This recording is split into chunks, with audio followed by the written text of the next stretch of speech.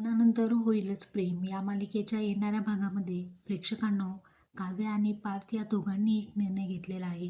Finally पार्थने decide केलेलं आहे की मला काव्यासोबत बोलावंच लागेल.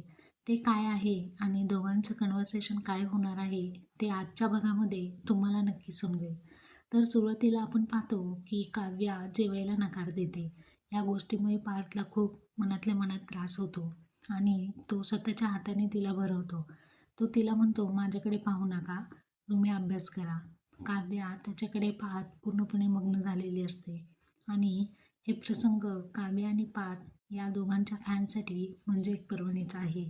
इकडे जीवा आणि नंदिनी लग्नकार्यामध्ये जीवा खूप इमोशनल होतो, कारण मुलींना चांगलं सांभाळायची जबाबदारी मुलांची असते हे विचार त्याच्या मनात येतात.